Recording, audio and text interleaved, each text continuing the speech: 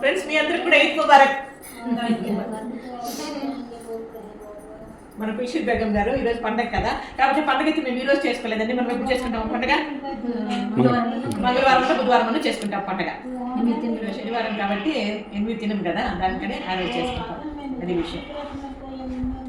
ఈరోజు మన ఆశ్రమానికి వచ్చిన అతిథులు వీళ్ళైతే గుత్తి నుండి వచ్చారండి. ఎంతో అభిమానంగా మన ఆశ్రమాన్ని విజిట్ చేశారు. ఈ పెద్దవాళ్ళు అయితే అనంతపురం నుండి వచ్చారు. చాలా సంతోషం అయిపోయింది వాళ్ళకి మన ఆశ్రమం చూసి. ఇంక వీళ్ళైతే నెల్లూరు నుండి వచ్చారండి.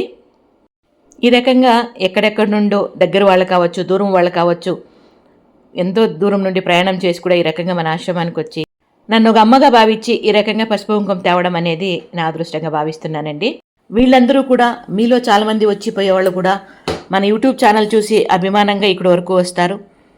ఎంతో మనస్తృప్తి చెందుతున్నారు. వీడియోలో చూసేదానికన్నా కూడా ఇంకా బాగుందమ్మా ఇక్కడ అనే మాట అంటున్నారు. ఇక్కడ వీళ్ళైతే ముగ్గురు వచ్చారండి. ముగ్గురు రకరకాల ఊళ్ళు ఇంకా వచ్చారనమాట. ముగ్గురు బంధుత్వం ఉంది వాళ్ళకి.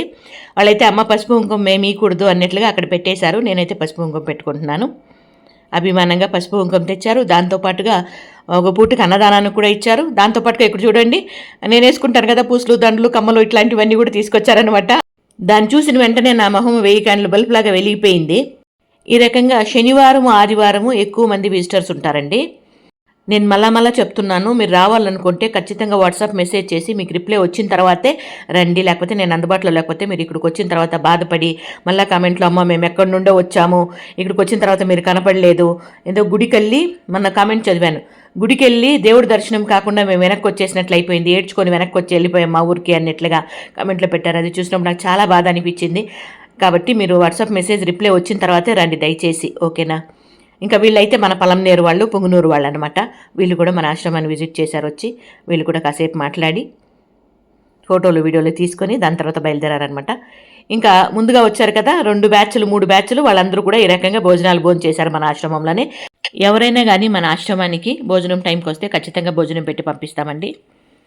భోజనం వండేటప్పుడే ఒక 10 మందికి ఎక్స్ట్రా ఉండేటట్లే చూసుకుంటామండి. ఎందుకంటే విజిటర్స్ వస్తూనే ఉంటారు కాబట్టి భోజనం టైంలో భోజనం పెట్టే పంపించడము అనేది మన సాంప్రదాయము.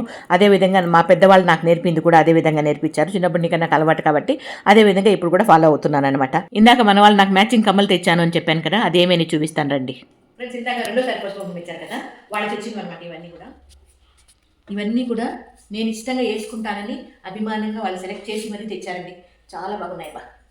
ఇదైతే ఏదో బ్రోచ్ అంటారు అనుకుంటా, నాకు కూడా కరెక్ట్గా తెలీదు. ఇట్లా వేసుకునేది అనుకుంటా, ఏమంటారు నాకు తెలీదు. చూడండి బాగుందా?